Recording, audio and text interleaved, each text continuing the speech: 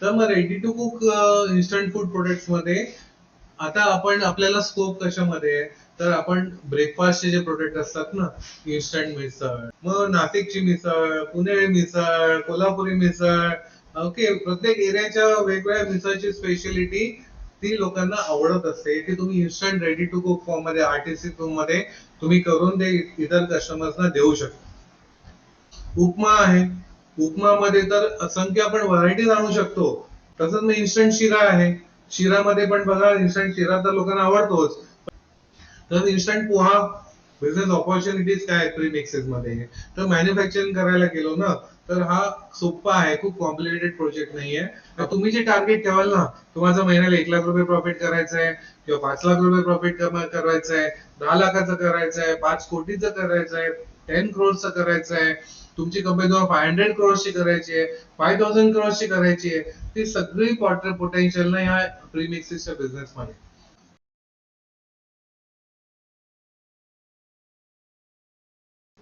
आपण आजचं सेशन सुरू करूया. आजचं जे आहे ते introduction to ready to cook premixes, त्याला आरटीसी आपण असं म्हणतो. रेडी टू कुक नावातच रेडी टू कुक आहे, बरोबर. तर त्याप्रमाणे तुम्ही बघा, आता रेडी टू कुक प्रोडक्ट आपल्याला जर करायचे असतील तर आपल्या दोन गोष्टी समजून घ्यायला हव्या. एक गोष्ट काय आहे, तर डिहायड्रेशन म्हणजे काय आपल्याला समजून घ्यायचं आहे. तर food dehydration is a process of reducing the moisture of food to low levels for improved shelf life by adding one or more forms of energy to the food. Most commonly, heat is added to the food by hot air, which also carries the moisture away from the food. आता याचा अर्थ काय होतो, की एक तर बघा, आपण जेव्हा ह्याच्यात काम करतो ना रेडी टू कुक प्रोडक्ट मध्ये, तर आपल्याला डिहायड्रेशनची कन्सेप्ट का यूज करायची हे समजून घ्यावं लागतं. एकतर आपण डिहायड्रेशन यूज करताना आपण प्रिझर्वेशनची मेथड वापरतो. कुठचाही प्रोडक्ट, फूड प्रोडक्ट आपल्याला जेव्हा प्रिझर्वेशन आपण करतो त्याला, तर डिहायड्रेशन मेथड वापरून आपण ते प्रिझर्व करतो आणि त्याला आपण शेल्फ लाईफ आणतो. आपण मोस्ट ऑफ द टाइम आपल्याला असं बघायचं आहे की जेव्हा आपण प्रिझर्वेशन करतोय त्यामधलं न्यूट्रिशन व्हॅल्यू, टेस्ट, कलर आपल्या इंटॅक्ट ठेवता आलं पाहिजे, आणि विदाउट प्रिझर्वेटिव्ह, विदाउट केमिकल आपल्याला त्याला शेल्फ लाईफ आणायची असते. मग आपण ती शेल्फ लाईफ कशी आणतो, तर डिहायड्रेशनची टेक्निक वापरून आपण आणतो. मग डिहायड्रेशन कसं केलं जातं, तर गरम हवेचा यूज केला जातो. ते गरम हवा काय करते, त्या प्रोडक्ट मधलं मॉइश्चर खेचून घेतं, आणि मग खेचल्यानंतर मग तो जो प्रोडक्ट बनतो त्याला आपल्याला शेल्फ लाईफ चांगली मिळते. ओके. मग त्याच्यापासून आपण अनेक पदार्थ बनवू शकतो. एकदा डिहायड्रेटेड फूड केलं आपण की त्यापासून मग प्रीमिक्सेस वरती विषयावरती जातो आपण. मग प्रीमिक्सेस म्हणजे काय, तर premixes is a pre blended mixture of ingredients that are used to make food products. Premixes can be used to save time and effort in food preservation, and they can also help to ensure that food products have consistent quality. आता बघा, आपण एक गोल म्हणतो ना, आपलं ध्येय काय ह्याच्यामध्ये, जेव्हा आपण फूड प्रिझर्वेशन जेव्हा करतो आपण, तेव्हा ध्येय काय आपल्याला असतं, की आपल्याला त्याची कन्सिस्टंट क्वालिटी, म्हणजे क्वालिटी ठेवायची म्हणजे काय ठेवायचं आहे, की त्याचा न्यूट्रिशन व्हॅल्यू आपल्या त्याच्यामध्ये इंटॅक्ट ठेवायचे, त्याचे टेस्ट इंटॅक्ट ठेवायचे, त्याची कलर इंटॅक्ट ठेवायचा आहे. हे सगळं करत असताना आपल्या प्रिझर्वेशनचे मेथड्स वापरायचे आहे. आणि मग डिहायड्रेटेड फूड घेऊन आपण त्याच्यापासून प्रीमिक्सेस तयार करतो. मग प्रीमिक्सेस केल्यामुळे काय होतं, लोकांचा जो टाइम असतो ना तो वाचतो. मग आता तुम्ही बघा, पुरणपोळी जर इन्स्टंट पुरणपोळी बनवायचं असेल तर महिला तुम्ही बघाल, घरोघरी महिला बघाल, तर पूर्ण दिवस जातो त्यांचा.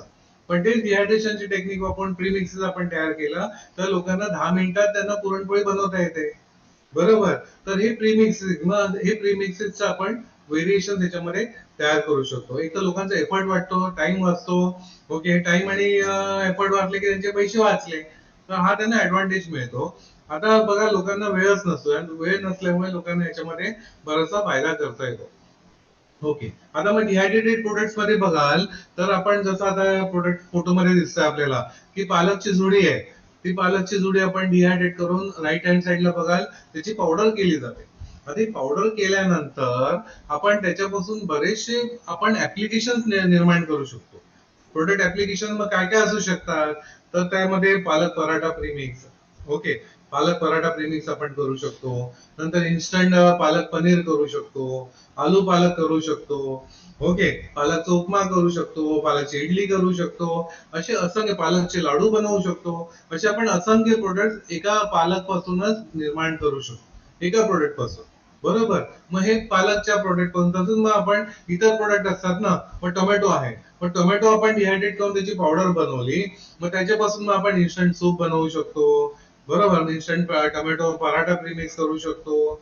नंतर टोमॅटोचे फ्लेवरिंग करून आपण विकू शकतो. बरेचदा ते फ्लेवर्स असतात बघा, वेफर्स वरती वगैरे, ते टोमॅटो ब्लेंड्स असतात. तर तसे ब्लेंड्स आपण तयार करून देऊ शकतो. इन्स्टंट सूप्स होऊ शकतील. बरोबर. असे बरेचसे टोमॅटो पासून पण आपण बरेचसे प्रोडक्ट रेंज आपण निर्माण करू शकतो. एक टोमॅटो आपण डिहायड्रेट करून केल्यावरती. तसं मग मेथी आहे. मेथी नुसती पानं बघाल, नुसती पानं आपण डिहायड्रेट केली ना, तर कस्तुरी मेथी म्हणून विकली जाते. ते 850 रुपये, 1000 रुपये किलोनी विकली जाते. त्याची पावडर केली, मग मेथी पराठा प्रीमिक्स, मेथी कबाब प्रीमिक्स, ओके, कबाब चिकन कबाब प्रीमिक्स करू शकतो. एकदम टेस्टी प्रोडक्ट लागतात. ज्यांना नॉनव्हेज मध्ये काम करायचंय, नॉनव्हेजचे पण आपण असंख्य प्रोडक्ट निर्माण करू शकतो. ज्यांना व्हेज मध्ये काम करायचंय, तर व्हेज मध्ये पण आपण बरेचसे प्रोडक्ट निर्माण करू शकतो. करेक्ट. तर मेथीपासून मग एंडलेस प्रोडक्ट आपण त्यापासून तयार करू शकतो. आणि हेल्दी, तुम्ही बघाल मेथी पॉप्युलर कशासाठी आहे, त्यामध्ये कॅल्शियम कंटेंट भरपूर प्रमाणात. ज्यांना बोन्स रिलेटेड प्रॉब्लेम असतात, त्यांनी जरी मेथी खाल्ली, तर बरेचसे त्यांना मग बाहेरून सप्लिमेंट, बाहेरून गोळ्या खायची जरूरत लागणार नाही. एवढं त्याच्यामध्ये कॅल्शियम कंटेंट आहे. आणि बरेचसे न्यूट्रिएंट्स आहेत. प्रोटीन कंटेंट बघा, 22 ग्रॅम प्रोटीन आहे. जिम मध्ये जाण्यासाठी एक्सटर्नल प्रोटीन पावडर घेतात. तेच आणि मेथीचं कॉम्बिनेशन करून वेगळे प्रोडक्ट जर खाल्ले, मेथीचे लाडू, मेथीची पानं घेऊन मग त्याच्यापासून लाडू बनवले, डिहायड्रेट केले, मेथीपासून जर लाडू बनवले, तर भरपूर प्रोटीन त्यांना मिळेल. मग त्याबरोबर जर मेथी बरोबर त्यांनी कॉम्बिनेशन, फॉर एक्झाम्पल मोरिंगाची पानं घेतली, त्याची पावडर केली, तर जे एक्सटर्नल प्रोटीन पावडर घेतायत, त्या बदली नुसते दोन प्रोडक्टचं जरी कॉम्बिनेशन करून केलं ना, तर त्यांना तेवढ्या प्रोटीनची रिक्वायरमेंट पूर्ण होऊन जाते. एक डेली नीड जी आहे, डेली रिक्वायरमेंट प्रोटीनची असते, तेवढी पूर्ण होऊ शकते. करेक्ट. तर मग ह्याच्यापासून आपण हे हेल्दी प्रोडक्ट असल्यामुळे, आणि बरेचदा आपण दुर्लक्षित करतो, पण मॅक्सिमम न्यूट्रिएंट्स आहे. पण तुम्ही ह्याच्यात लाडू बनवले, ओके, तर मेथी लाडूच्या निमित्ताने त्यापासून बरेचसे प्रोडक्ट खाल्ले जाऊ शकतात. बरोबर, बरेचसे न्यूट्रिएंट्स खाल्ले जातील. आणि नुसतं मेथी असं भाजी खायला गेले लोकांना आवडत नाही, पण असे वेगवेगळे कॉम्बिनेशन प्रोडक्ट बनवले ना, तर लोकांना ते इझिली खाता येतात आणि त्यातून न्यूट्रिएंट्स त्यांना जास्त मिळतात प्रोडक्ट मधून. बरोबर. तर what are premixes? The premixes consist of mixture of dry ingredients in powder form. So they can be stored for a long time. Ready to eat premix makes cooking at home even simpler. Premix spices contain all the necessary ingredients in the pack. So you don't need to purchase additional ingredients. आता premix जेव्हा आपण बोलतो ना, premix बद्दल आपण विषय बोलतोय, तर प्रीमिक्सचा उद्देश काय आहे, की लोकांचा टाइम वाचवायचा आहे, लोकांना कमी वेळेमध्ये हेल्दी फूड द्यायचं आहे. रोज नवीन नवीन भाजी आणायचं जे टेन्शन असते, तुम्ही बघा, जे वर्किंग लेडी असते किंवा हाऊसवाईफ पण असते किंवा जे कुकिंग मध्ये काम करतात, त्यांना वेगवेगळ्या भाज्या आणायला लागतात. बरं, बऱ्याचदा काही भाजी मिळत नाही, म्हणून ते ते प्रकार त्यांना करता येत नाही. तर आपण प्रीमिक्सेस रेडी केलं ना, लोकांना दुसरं काही शोधायची जरूरत लागत नाही. तर एका ह्याच्यातच सगळं काही मिळेल. आता एक्झाम्पल दिलं आहे, ते रेडी टू कुक नूडल्स. नूडल्सचं बघाल ना, तर नूडल्स आता तुम्ही बघा, शाळेमधली मुलं पण इन्स्टंट नूडल्स बनवू शकतात. मुलीच नाही तर मुलं पण करू शकतात. तर हे एवढं इझी केलंय त्यांनी, आणि तुम्ही बघा, त्यांनी शिकवलं पण आहे लोकांना. लास्ट 38 इयर्स ह्या इंटरनॅशनल कंपनीज इंडियन लोकांना शिकवत आहेत की इन्स्टंट नूडल्स कसं खातात. बरोबर. म्हणून शाळेमधला मुलगा पण नूडल्स बनवू शकतो. किती पाहिजे ते पाणी, त्याच्यावरती मेजरमेंट दिलेलं आहे, तेवढं 1.5 कप पाणी घ्या, त्या नूडल्स क्रश करून टाका, आणि तो प्रीमिक्सचा मसाला दिलेला आहे, तो टाका. बरोबर. ते टाकलं की इन्स्टंट नूडल्स तयार होतं, एकदम टेस्टी नूडल्स तयार होतं. तो प्रोडक्ट बघा, तर लहान मुलांना पण आवडतो, मोठ्या माणसांना पण आवडतो, इव्हन सिनियर सिटीजन्सना पण आवडतो. लोक सकाळी ब्रेकफास्ट म्हणून पण खातात, दुपारचं जेवण म्हणून पण खाल्लं जातं, रात्रीचं डिनर म्हणून पण खाल्लं जातं. करेक्ट. तर मग त्या कन्सेप्ट वरती आपण इतर सगळे प्रोडक्ट्स, बरेचसे प्रोडक्ट्स आपण इंडियन फूड जे आहेत ना, पूर्ण इंडियन फूड, हे आपण इंडियन रेडी टू कुक मध्ये आपण करून देऊ शकतो. हा स्कोप आहे आपल्यासाठी.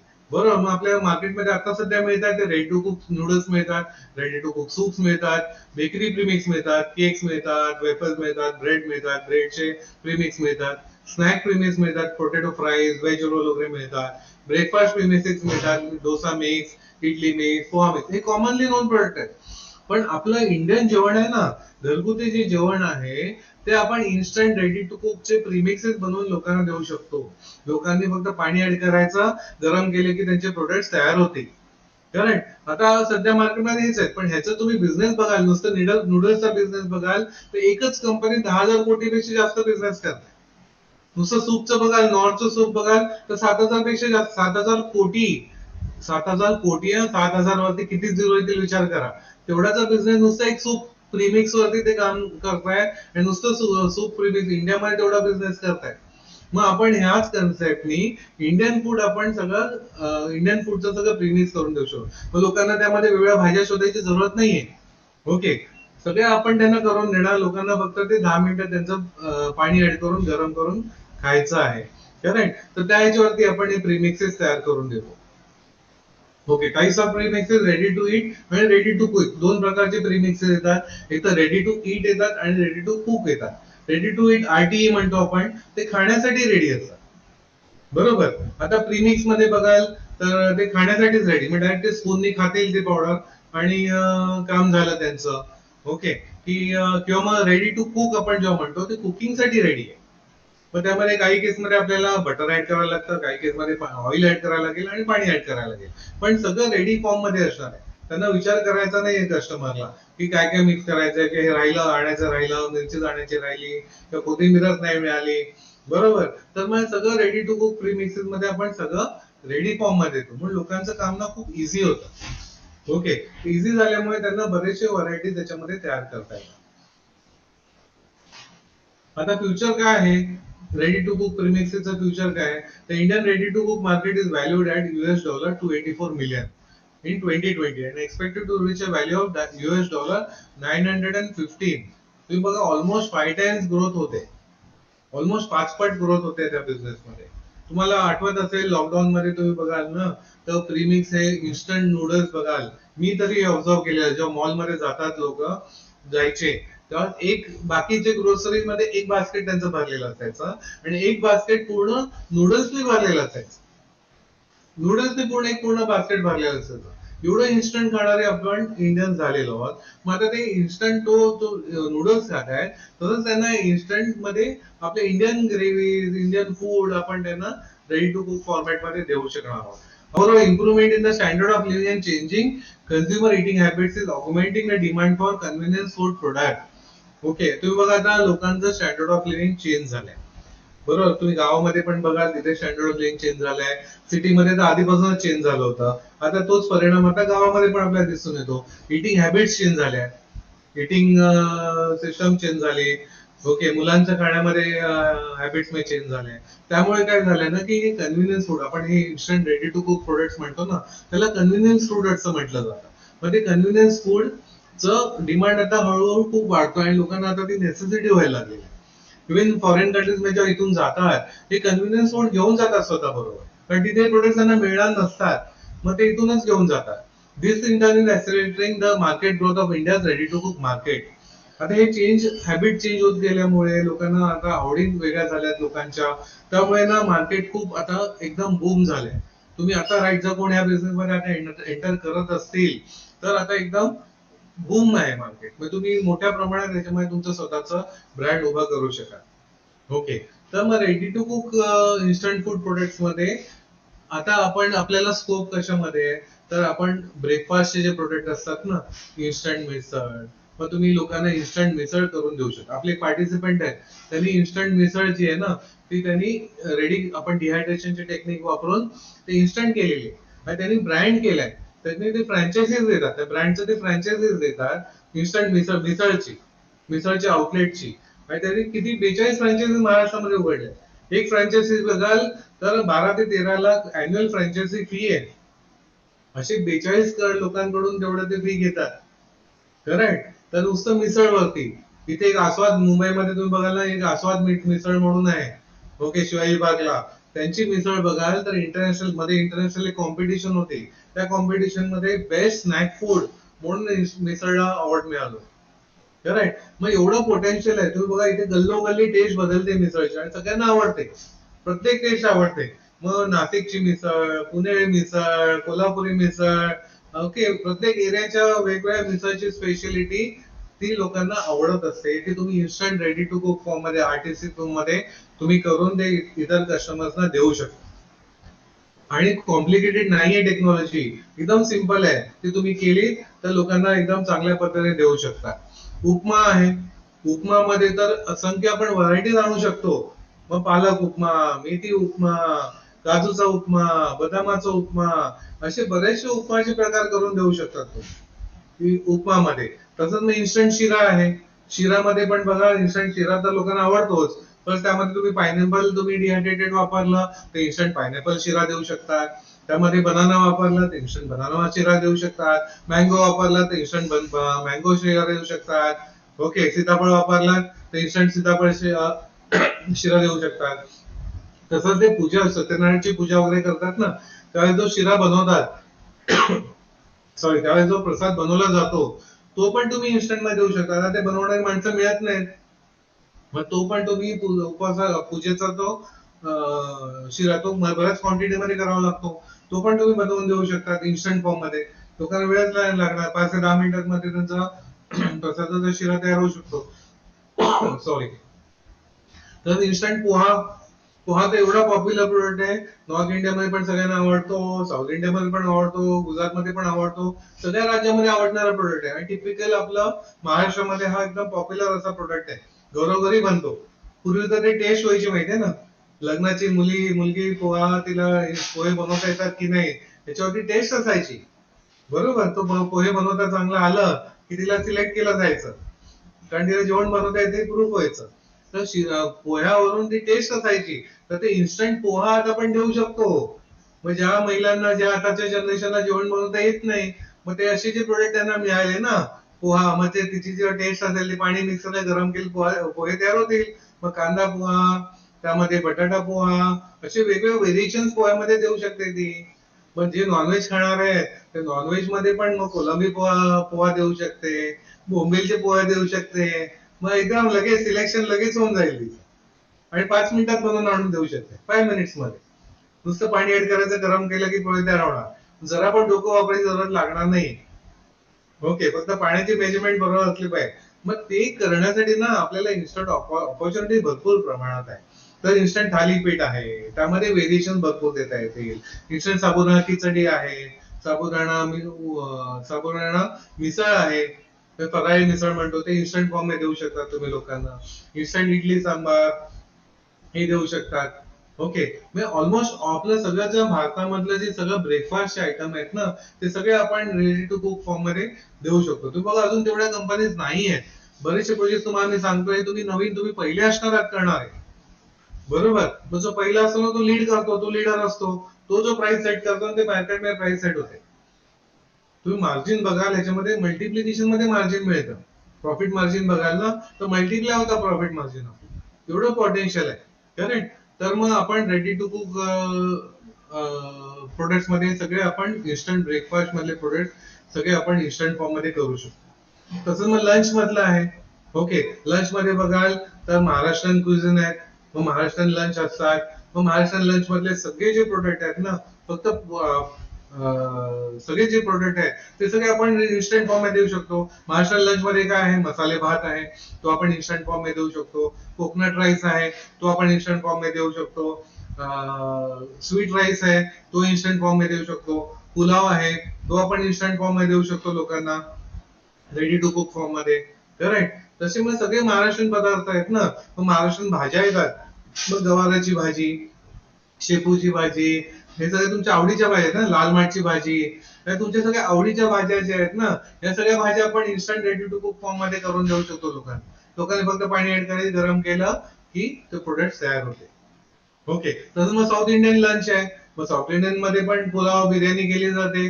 ती बिर्याणी आपण इन्स्टंट फॉर्म मध्ये देऊ शकतो. मग ते व्हेज असो किंवा नॉन व्हेज असो, दोन्ही फॉर्म मध्ये देऊ शकतो आपण. बरोबर, तो बिसेबेली भात आहे, साऊथ इंडियन मधला एकदम पॉप्युलर प्रोडक्ट आहे, तो आपण इन्स्टंट फॉर्म मध्ये देऊ शकतो. लोकांनी फक्त पाणी ऍड केलं, गरम केले की त्याचा राईस तयार होईल. त्यामध्ये सगळे इन्ग्रेडियंट असणार आहे.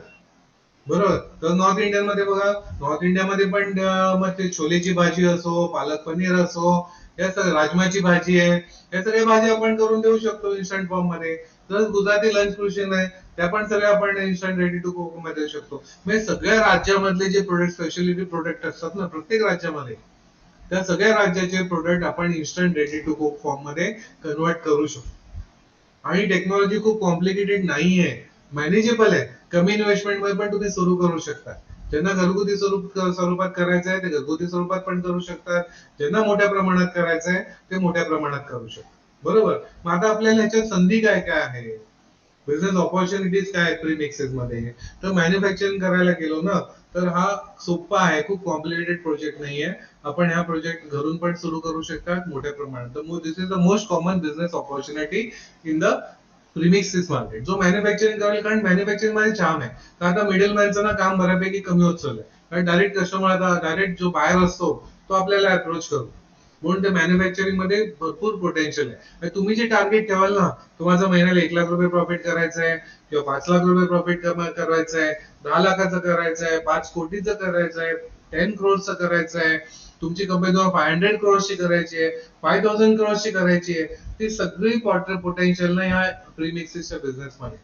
तुमचं स्वप्न जर असं ह्यूज आहे, एकदम भव्य दिव्य अशी फॅक्टरी करायची आहे तुम्हाला, ते पॉसिबल आहे या बिझनेस, या प्रीमिक्सेस मध्ये. बरोबर. सेकंड, तुम्हाला मॅन्युफॅक्चरिंग नसेल करायचं, तुम्ही दुसऱ्यांकडून घेऊन तुम्ही मार्केटिंग करू शकता, तुम्ही डिस्ट्रीब्युटर होऊ शकतात आणि ते करू शकतात. किंवा सेकंड ऑप्शन असं आहे की दुसऱ्यांकडून घेऊन तुम्हाला तुमच्या ब्रँडने पण मॅन्युफॅक्चर करून मिळू शकतं. मग तुमच्या ब्रँडने मॅन्युफॅक्चर करून मिळालं, मग तुमचं ब्रँड तुमचं होऊ शकतं, तेही पॉसिबल आहे. तसंच अजून ज्यांना नवीन नवीन व्हरायटी बनवण्यामध्ये आवड असते ना, वेगवेगळे नवीन रेसिपीज डेव्हलप करण्यामध्ये इंटरेस्ट असतो, त्यांनी जर याच्यात काम केलं ना, बिझनेस ऑपॉर्च्युनिटी अशी आहे की त्यांनी इन्स्टंट फॉर्मचे वेगवेगळ्या रेसिपीज तयार केल्या, तर त्या रेसिपीज वेगवेगळ्या कंपनीजना ते सप्लाय देऊ शकतात. मग एक एक प्रीमिक्सचे कमीत कमी 25,000 वगैरे रेट मिळतो. 25,000 रुपये एका प्रीमिक्सचं कंपनीजवाले आपल्याला रेट देतात, कमीत कमी म्हणतोय. तुमचं जर रेप्युटेशन चांगलं झालं तर विन 5 लाख रुपये पण एका प्रीमिक्सचं तुम्हाला मिळू शकतं, एका प्रीमिक्स सप्लाय करायचं. करेक्ट. तर पण त्यामध्ये काम असते, ते प्रॉपर वे तुम्ही काम केलं तर तुम्हाला ते, तुम्ही ऍज अ कन्सल्टंट म्हणून वेगवेगळ्या रेसिपीज तुम्ही डेव्हलप करून देऊ शकता. बरोबर, वेगवेगळ्या कंपनीजना. कारण वेगवेगळ्या कंपनीजना वेळ नसतो इथं काही रेडीमिक्स डेव्हलप करण्यासाठी, मग ते कन्सल्टंट कडून बनवून घेतात. मग ते बनवून घेताना तुम्ही त्यांना वेगवेगळे रेसिपीज तुम्ही सप्लायर बनवू शकता. बरोबर. तसंच developing new premixes, developers can create new premix to meet the changing needs of the, मग कस्टमरच्या रिक्वायरमेंट प्रमाणे वेगवेगळे तुम्ही प्रीमिक्सेस पण डेव्हलप करू शकता. The premises market is growing and dynamic market, and there are a number of business opportunities available to those who are willing to take advantage of. तुम्हाला याचा फायदा घ्यायचा असेल तर आता जो एंटर करेल ना, त्या लॉंग टर्म मध्ये खूप मोठ्या प्रमाणात त्याचा फायदा होऊ शकतो. तुमचं ब्रँड उभं राहू शकतं आणि तुमची एक मोनोपोली टाईप तुमचे प्रोडक्ट्स तयार होऊ शकतात. करेक्ट. कारण कस्टमर बेस खूप मोठ्या प्रमाणात आहे. कस्टमर बेस तुम्ही बघायला गेला त्याच्यामध्ये, तर कस्टमर्स कोण कोण असू शकतात. तुम्ही रेडी टू कुक करणाऱ्या कंपनीज आहेत ना, त्यांना तुम्ही एक एक प्रोडक्ट त्यांच्या ब्रँड नेमने देऊ शकता, मग तिथून तुम्हाला एक मोठं मार्केट मिळू शकतं. सगळ्या मसाला बनवणाऱ्या कंपनीज आहेत, त्या मसाला बनवणाऱ्या कंपनीज आता फॉर एक्झाम्पल जे पावभाजी मसाला बनवत आहेत, ते आता इन्स्टंट पावभाजी मध्ये येणार आहेत. तर त्यांना तुम्ही तुम्ही त्यांचाच मसाला वापरून तुम्ही त्यांना प्रीमिक्सेस देऊ शकता, मग ते त्यांच्या नावाने विकू शकतात. तिथून तुम्हाला B2B मध्ये तुम्हाला बल्क मध्ये मोठ्या प्रमाणात ऑर्डर मिळू शकतात. तसंच तुम्ही हॉटेल इंडस्ट्रीला सप्लाय करू शकतात, रिसॉर्ट्सना देऊ शकतात, शिपिंग इंडस्ट्री आहे, डिफेन्स आहे, भरपूर मोठ्या प्रमाणात कस्टमर बेस आहे इंडियामध्ये. ओके. 140 कोटी हा कस्टमर बेस आहे फक्त इंडियामध्ये, तुम्ही त्यांना सप्लायर होऊ शकतात. तसंच मग इंटरनॅशनल मार्केटमध्ये पण आपले इंडियन प्रोडक्ट त्यांना खूप आवडत असतात. प्लस इंडियन पण लाखोनी US मध्ये आहेत, UK मध्ये आहेत, लाखोमध्ये आहेत. तर त्यांना सगळ्यांनी Indian product, typical Indian product पाहिजे असतात, तर ते त्याचं प्रीमिक्स तुम्ही सप्लाय करू शकतात त्यांना. कारण तिथे बघायला ना, तिथे मिळतात त्यांना, पण ते खूप कॉस्टली असतात. पण त्या मनाने तुम्ही इथून त्यांना जर सप्लाय केलं तर त्यांना लो रेट मध्ये आणि हेल्दी प्रोडक्ट्स पण मिळतील आणि टेस्टी पण मिळेल. ओके. आणि त्यांना ऍडव्हान्टेज होऊ शकतो. तर तसं तुम्ही त्यांना इंटरनॅशनल मार्केटमध्ये पण मोठ्या प्रमाणात तुम्ही सप्लायर होऊ शकता. बरोबर. आता तुमचे काही प्रश्न असतील तर विचारा. Any questions? नाही सर, ऑल क्लिअर. ओके. तर तुम्हाला इंटरेस्ट असेल तर आपला ट्रेनिंग प्रोग्राम आहे, तो तुम्ही जॉईन करा. तुम्हाला त्याचे डिटेल्स तुम्हाला शेअर केले जातील. Thank you very much. All the best. Yes. Okay. Yeah. Thanks for joining, Sudesh sir.